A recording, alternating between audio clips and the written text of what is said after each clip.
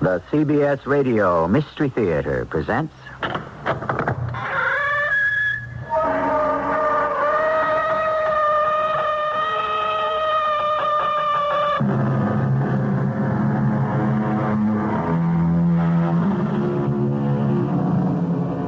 Come in. Welcome. I'm E.G. Marshall. Tell me the truth. Are you sensitive, impressionable, tender-hearted? Squeamish, maybe? Are your sensibilities easily offended? Are you fussy or persnickety?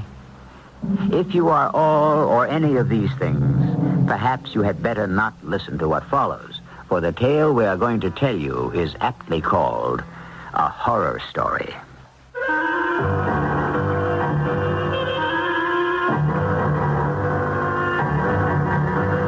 Our mystery drama, A Horror Story, was written especially for the Mystery Theater by Elspeth Eric and stars Robert Dryden. I'll be back shortly with Act One.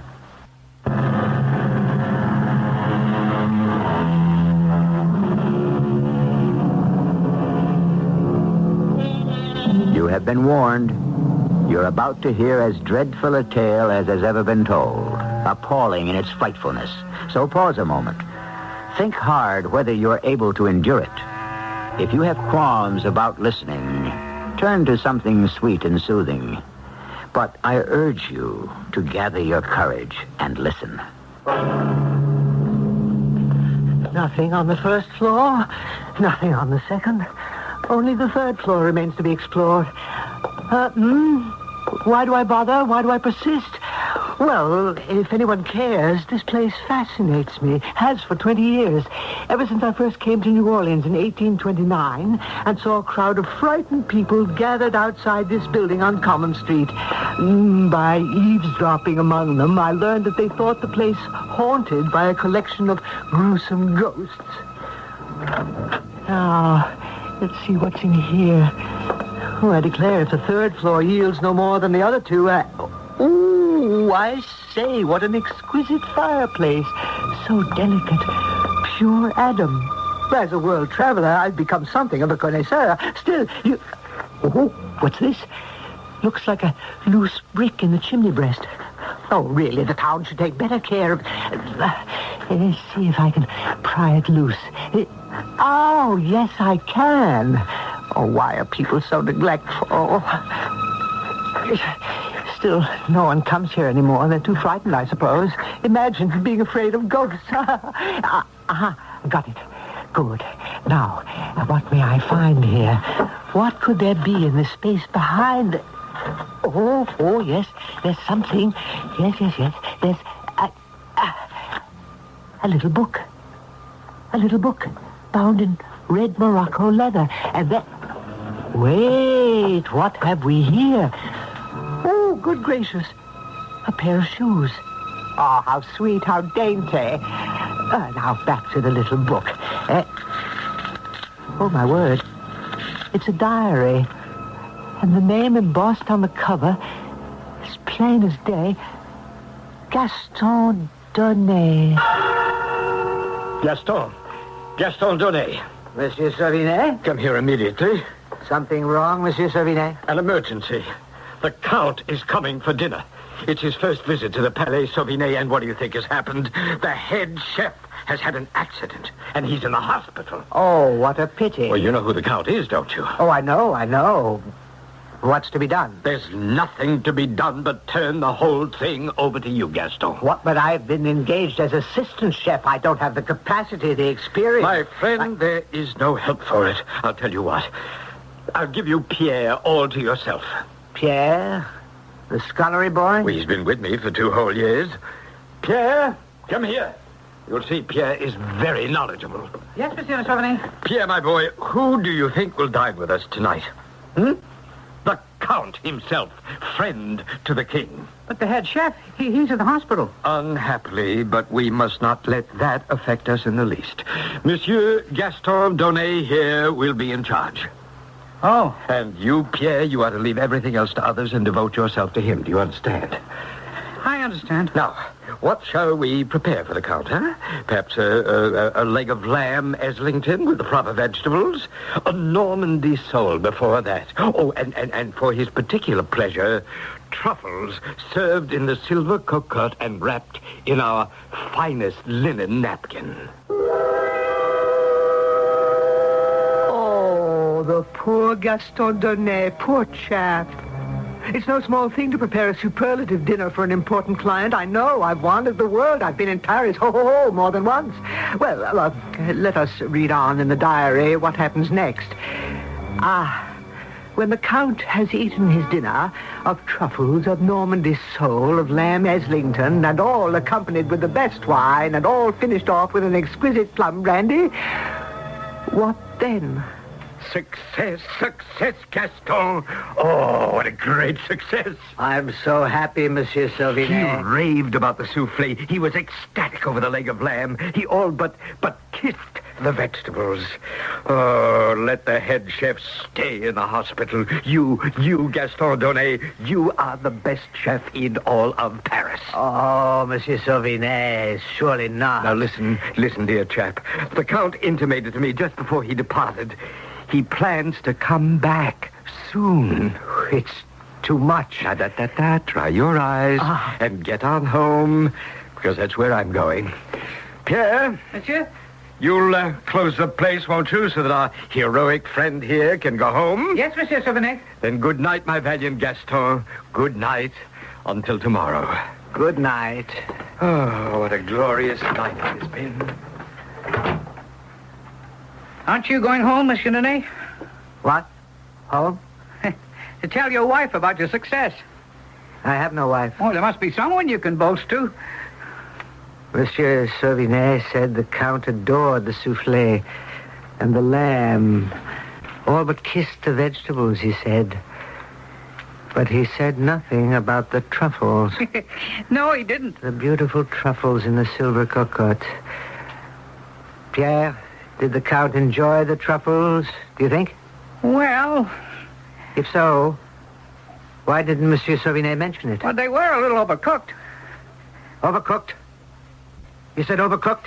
I heard the Count remark to his lady friend that they were slightly overdone. After all, they require only 7 to 8 minutes in the oven, and yours were in there for 10. That's not so. That's not so. Oh, yes, I noticed. At least 10 minutes. Why, you dirty little beggar. Why, keep away from me. Keep away from me. So, That knife. scum. No, the knife. Put down the knife. Filth. Please. Filth. You killed me. Piece of dirt. Nothing but a piece of dirt. Absolutely incredible. Fantastic. Oh, my, I'm not at all sure I should let you hear this part. It's well, we've read this far together, and I know you're perishing to find out what comes next, so, all right. Gaston Donnet, as you've heard, stuck a kitchen knife right through Pierre's heart, and Pierre fell down dead. Then Gaston, appalled at what he'd done, dragged the boy's body into the little cuisine, and there he... Oh, there I tell you. There, he removed Pierre's clothes and burned them in the small fireplace ordinarily used to incinerate discarded skin and feathers and other rubbish. Then he... Oh, this is fantastic. He dissected and dismembered the body and removed every last bit of flesh. And then... really, this part is superb. He prepared the flesh in any number of ways. Marinated, stuffed, gratinade, minced, pickled, smoked. Oh, you do have to admire the man's ingenuity. Oh, say you do. Then the following day, there was such an outcry in the kitchen. Where is he? Where is that boy? Where is that good-for-nothing boy? Gaston, heaven's name, what's the matter? Stupid upstart. Pierre never showed up, Monsieur Sauvinet. I've waited all morning. I've searched the place. No sign of him. No word from him. Nothing. Gaston, calm yourself. What am I to do without a scullery boy? I shall find you a scullery boy. Within the hour, you shall have a scullery boy, and a good one, too. Because you know what? The Count is repeating his visit. The Count? Yes, he's enamored of your cooking. Who knows? One day he might invite the king to be his guest. Would he come? Who knows? Now, what shall we serve the Count tonight, huh? Monsieur Sauvinet, is it true that the Count did not appreciate my truffles? I heard something to the effect. Oh, that was nothing. A trifle overcooked, he said, but it was nothing. Now, for this evening, first, some scampi, perhaps? Leave the menu to me, monsieur. I shall prepare something incomparable, something new. You don't want to tell me what you have in mind. I want to work from my own inspiration, my own invention. I want it to be a surprise. Oh, I don't have to tell you, do I? That evening's repast was a mad success, a wild triumph, start to finish. Such fragrance, freshness, such combinations of flavors, 8 courses, and each one better than the last. The Count and his dinner guests agreed to a man that never in their gastronomic lives had they enjoyed such a repast, and they sent a great storm of compliments to the genius chef. Oh, isn't it marvelous? Isn't it divine? For, of course, you know what they had eaten with such gusto. Oh, my dear Gaston, let me kiss you. Both cheeks. Oh, I kiss your hands. The Count and his friends enjoyed their dinner? Enjoyed. They were rapturous, Gaston. They were ecstatic. They were beside themselves. Ah, I'm so glad. And the new scullery boy, Francois, he served you well? Well enough. Francois's a good boy, but you need no one but yourself and your incomparable talent. You're very kind. Gaston, I cannot keep a secret. I must tell you. What secret is that? The Count is coming back. Oh? And this time, tomorrow or the night after, but certainly within the week, he hopes to bring a guest, a solitary guest. A lady? Oh, I think not. A gentleman, a high-born gentleman. The most noble gentleman of them all. What you mean? A royal gentleman, Gaston. Him? Of course, he will come disguised. It wouldn't do. Oh, no, of course not. No. And the Count wants you to prepare for this noble, this royal gentleman the same dinner you prepared tonight. The same? The very same. Oh, my reputation is made. Just wait till everyone hears.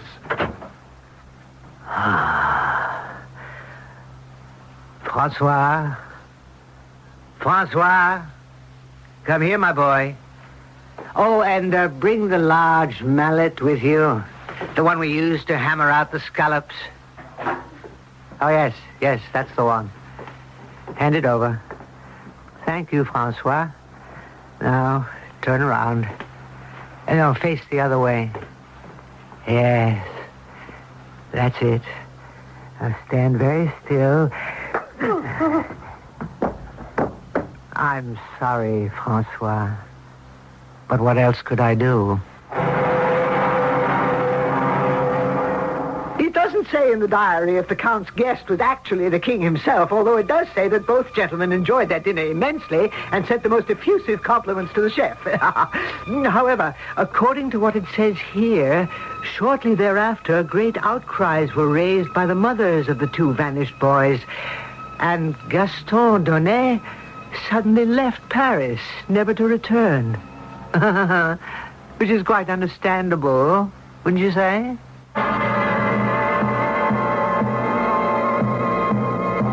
Ready to continue? Be very sure, won't you? Because there's more to come. And if your heart stops or your hair turns white, don't blame me. I warned you, didn't I? Yes, I did. I told you from the very beginning, this is a horror story.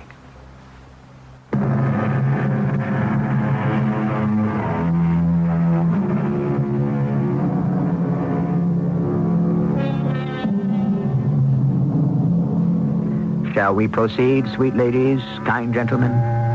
Remember, this tale has come down to us in the form of a legend, built little by little by one storyteller after another. Each one delighted in what he had been told and then added whatever provocative details he thought might captivate his audience and seduce it into listening longer. That is, after all, how legends have come into being since the world began. Ready for the diary again, And for a change of scene? In 1829, New Orleans was already a fair city and a prosperous one. A proud and stylish and extremely forceful man, Mr. Ponce, was the leading citizen of New Orleans. And into his office one day stepped a sturdy, aggressive man who looked to be about, 50 years of age. Mr. Ponce, I believe. The same, sir. And whom do I have the pleasure of addressing? My name is Ferrot, sir. Lucien Ferrot. A stranger to New Orleans? Well, not completely, sir. I have been plying my trade for some months. And your trade is? I am a shoemaker. You mend shoes, do you? No, I do not mend shoes, Mr. Ponce. I make shoes by hand. I cut every piece of leather. I sew every stitch with these two hands. I see. Well, now, what can I do for you, Mr. Ferrot? Everyone tells me you're the most influential man in New Orleans. I want to buy that building on Common Street. Which one do you have your eye on? The one with 3 stories, 6 chimneys. It's the only one vacant at present. And you want to move your shoemaking enterprise into that building? I do, sir. Isn't it a bit large? 3 floors? 1 floor. The first one will suffice for my workroom. The 3rd floor, that will be my home. I have walked through it. The light is wonderful, and the exquisite fireplaces in every room. But do you need so many rooms, a man living alone? But I shall not be living alone. I got married yesterday. Did you now? Well, that's splendid. Congratulations. As soon as Camille said yes, I made up my mind that the building on Common Street must be mine. You're married? Alas, I am a widower. But my beloved wife blessed me with a daughter, my angelic Monique, who is more precious to me than all the world's treasure. Of course. How old is Monique? 17 in a few months. Soon she will make her debut. Oh, how splendid. It will be splendid, I promise you that, sir. I'm willing to spend half of all I've got to see that she's introduced to society in the grand style. Perhaps when she has chosen her gown and had it made, perhaps you would come to me for the shoes. Perhaps I shall. By the way, Ferrot, what do you propose to do with the 2nd floor? You'll have your little shop on the 1st, you'll have your living quarters on the 3rd, but what about the 2nd? What'll you do with that? Oh, I'll find a use for it. Things are settling down. Quite a prosaic little diary, after all. There are lots of mundane details I won't bother to pass on to you, all about Ferrot fixing up the top floor, this very floor, which I stand on now, and moving in with his rather colorless wife, Camille. Grandiose claims of how his shoemaking industry flourished, a lot of petty boasting that you wouldn't be interested in. But now, yes, here it starts to get interesting again. You like this part, I think. Good morning, Mr. Oh, I was looking for Mr. Lucien Ferrot. Is he here? He's gone out on an errand. But he will be back. He didn't say when. Oh. I wanted to ask him to make something for me, something very special for my daughter, Monique Ponce. You work here for Mr. Ferrot?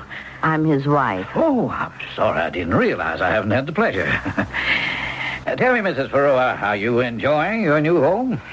It's very nice. Your husband's fame is spreading, you know, all over New Orleans. So he tells me. Everyone says his slippers are the softest, the most pliable, so flexible. The ladies who worn them say they can dance all night and on into the morning. So I've heard. I'll tell you why I'm here, Mrs. Farrow. I wanted to order a pair of his wonderful slippers for my daughter, Monique. Look here, I brought a swatch of the material her dress is to be made from. My daughter has dark hair and dark eyes. Well, you can see. This is the material. Damask, isn't it? I believe that is what they call it. White damask, with just the faintest little thread of gold running through it. Beautiful. Beautiful. Now, if your husband can make shoes to match, will he be back soon, do you think?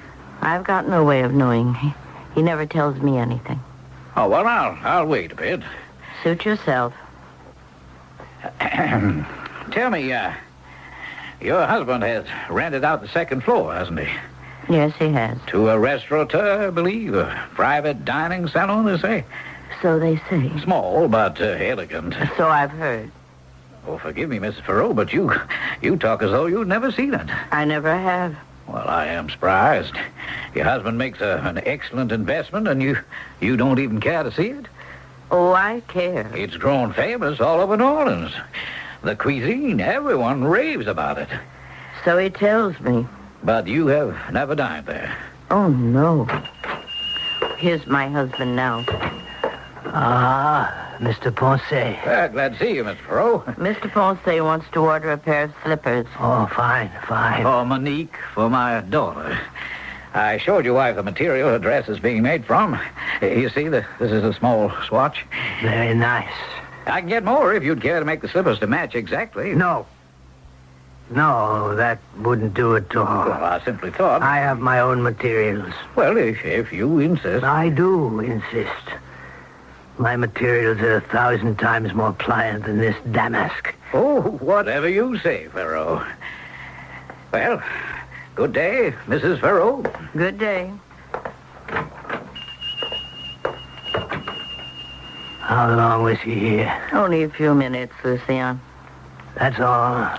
We chose to wait for you. What did you two talk about? Oh, your success for the most part. He mentioned the restaurant on the second floor. He asked if I'd ever dined there. He asked you that? Of course, I said I hadn't. I said I'd never even set foot in the place.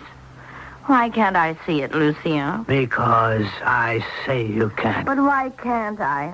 I'd like to so much, Lucien. I've already told you why you can't. Because you say I can't. Precisely. I see. But I'd certainly like to.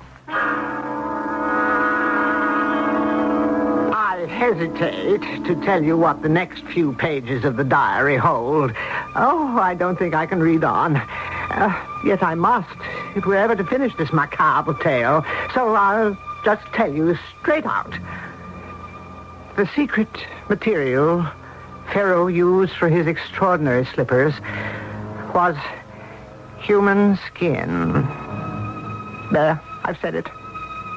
And the source of his supply was the slave market. Oh, my word, what a really terrible fellow he was. Yet you do have to admire his enterprise and his courage in setting it all down here. You do have to respect that, don't you?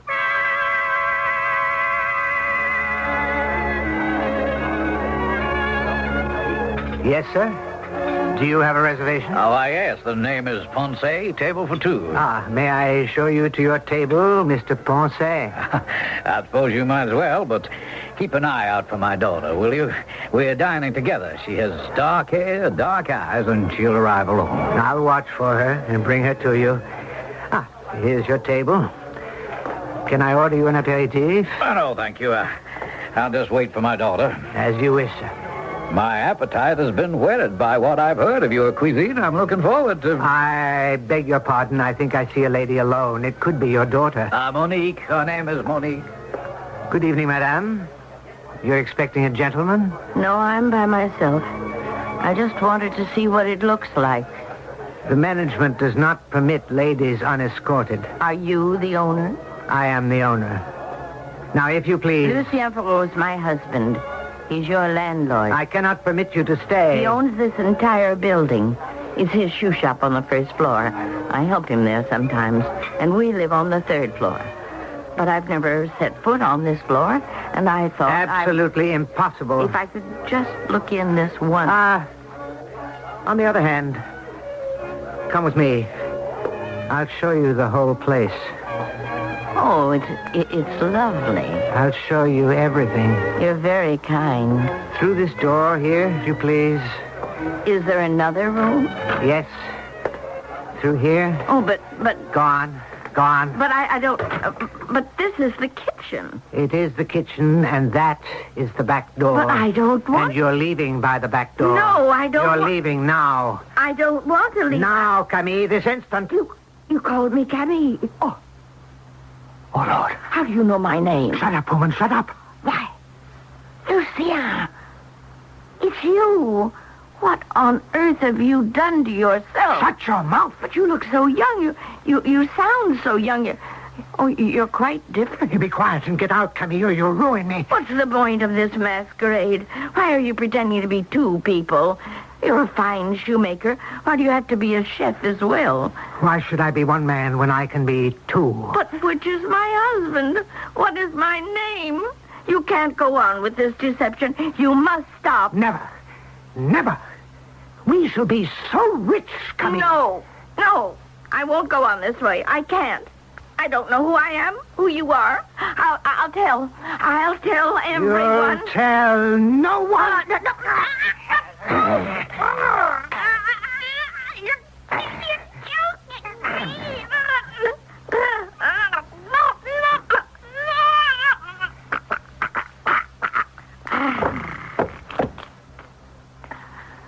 Oh, Camille. Poor Camille. Why did you do it? Why did you come here just when everything was going so well? Poor Camille, indeed. For her desperately ambitious husband strangled her right there in his own kitchen. And then... Oh, merciful heavens, I hate to tell you what comes next, what it says here. As he looked around him, and the pots and the pans and all the accoutrements of his profession, the thought crossed his mind that... Oh, how can I say it? He thought to himself, what a fantastic dish I shall serve my customers tomorrow night. The strange, the weird, the grotesque, the bizarre. We so seldom encounter such things in our ordinary lives. They are confined to the world of fantasy, of fiction, of fable. And for my own part, I am perfectly content that such should be the case. I'll be back shortly with Act 3.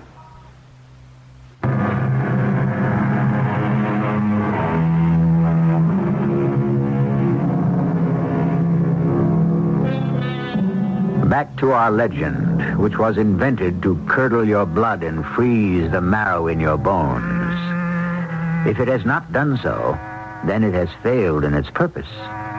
For to make you gasp, exclaim, to make the hairs on your body stand on end, why, that is a very proper purpose of a horror story.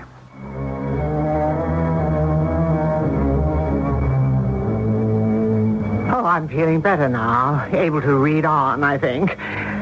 There's a passage here that reveals what you must already have guessed. The proprietor of the restaurant on the second floor was not only Lucien Ferraud, he was likewise Gaston Donnet from Paris. Oh, dear me, how things are turned around in this world. It's enough to make one's head spin. Well, anyway, the diary goes on quite calmly for a while, and then... Ah, Mr. Ferraud. Mr. Ponce, Welcome to my little shop.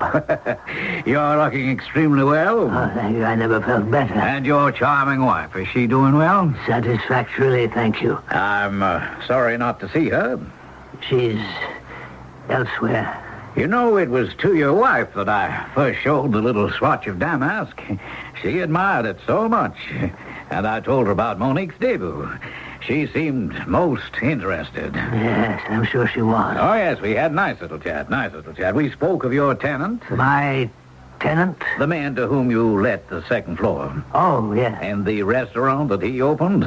Why, it's become almost as famous in New Orleans as your delectable little slippers. Has it indeed? Yes. Well, shall I fetch the slippers, Mr. Ponce, for your daughter? Ah, Monique's slippers. Yes. Of course.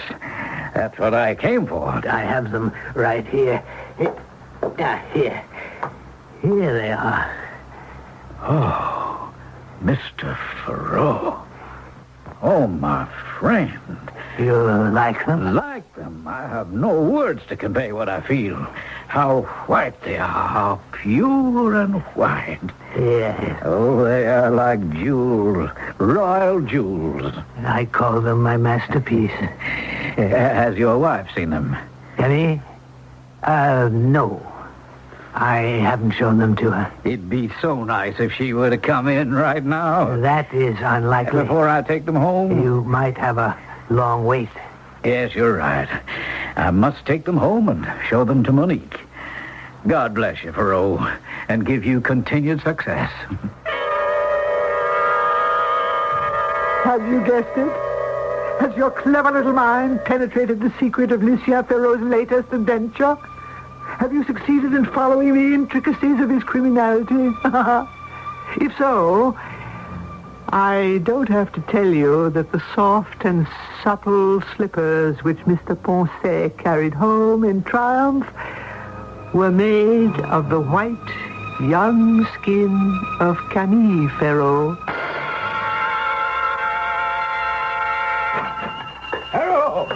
Thoreau! Are you here? Where are you, you rogue? Come out here! Mrs. Thoreau, are you here? I must see your husband at once. It is imperative. Well, I must see someone. I must see someone now. You were looking for me? You villain, you monster. Something is wrong, sir. Fiend, a devil. I, Mr. Ponce, well, what... Or are you a sorcerer, a wizard? Mr. Ponce... Or do you have the evil eye? Confess, you barbarian. But what is it? What must I confess to? Oh, you know very well. No, I don't. Mr. Ponce, you left here an hour ago with the slippers. You seemed happy. The slippers, yes, the slippers. You don't like the Those slippers? cursed slippers, the abominable Your slippers. daughter does not like the slippers. There are your slippers. Take them. You're bringing them back? You take them and never let me see them again. You don't want them? You unwrap them and you'll see. Unwrap them and see what you have created. Unwrap them and behold your masterpiece. I shall. Not in my presence, you won't. Wait till I'm out the door and never come near me again. What in the world? What went wrong? What? What's that? What's that sound? Can it be? Is it in here? My slippers!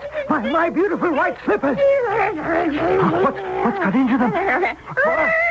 What are you saying? Are you mad? Wait, no, come back! Stay still! Where are you going? What's got into you? No, don't touch me! Not me! Not me! Stay away from me! I'll go upstairs. They're following me. Maybe if I can get to my own floor, my own place. There's one more floor to the top. I'll hide. Yes. I'll hide. I'll hide here. Fire! They're here! They got in! They're coming at me! They're on me! They're crawling up my back! My hair! On my face! No! They're sliding down my back! Good Lord! No! Heavenly Father, they're on my diary. No one must ever see my diary. No one would ever know what I have done. If anyone is to know... Oh, no. Heaven forbid. Where can I hide it? Yes. I'll hide it here behind this brick in the chimney. Yes, here. Behind this brick. No one will ever find it. Now. I just put back the brick. Oh, Lord! The slippers have skittered into the chimney. They're sitting on top of the diary. Well, at any rate, they're not chasing me. Put back the brick now. Have peace. A little peace. Yes. Quiet. No noise. All quiet now. It's all very quiet. Camille, where are you? Where have you gone, Camille? And Francois, and Pierre. Oh, the police. They're here to get me. They're going to arrest me. But what have I done? I haven't done anything, just tried to make a living. Had a little success, and I'm innocent! I'm innocent!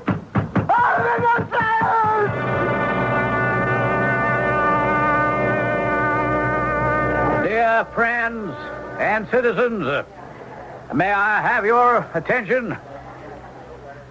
I know you expect from me some explanation of what was found in the place on Common Street a few weeks back.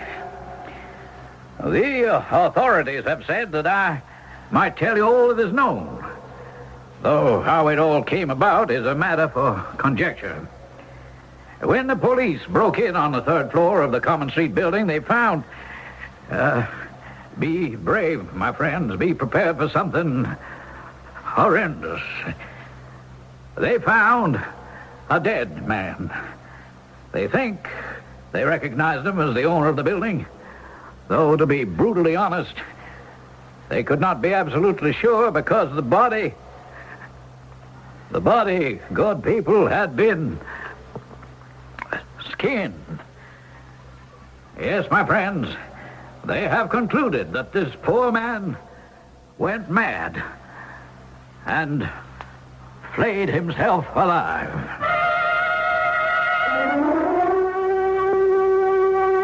I know what you're saying to yourself. Yes, I do. You're saying, how could he read all that last part in the diary? How could anybody have written it down with the slippers carrying on like that? It's impossible. Well, you're right. The reason I know what happened is that I am Gaston Donnet, later Lucien Ferraud. That is to say, I am his astral, his etherical body, vulgarly called a ghost. So I know all about it. Oh, and that banging at the door that poor Donnet Ferraud thought was the police? No, not so. It was two ordinary men who knocked. One wanted to buy the restaurant for an astronomical sum.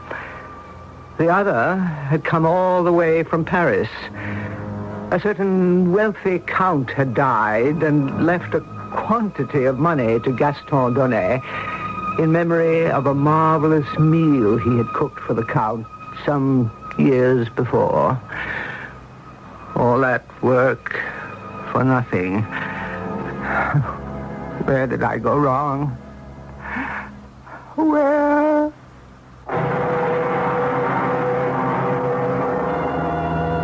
It seems clear that there was a place on Common Street in New Orleans 150 years ago, and a man certainly did rent it and opened a shoe shop on the first floor and rented out the second floor for a restaurant and lived with his wife on the third floor and later died. And no doubt there was something strange about the man. But those are all the verifiable facts we have. As for the rest, well, you know how people talk. And as they talk, legends are born. and legends grow. And legends never die.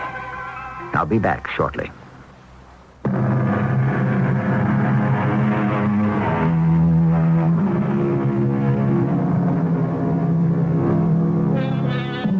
The horror story in modern literature started with The Castle of Otranto, written by Horace Walpole, quickly followed by The Mysteries of Udolpho by Anne Radcliffe.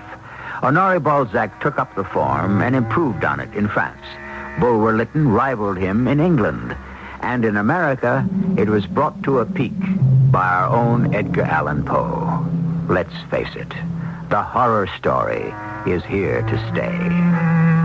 Our cast included Robert Dryden, Mary Jane Higby, Ian Martin, and Arnold Moss. The entire production was under the direction of Hyman Brown.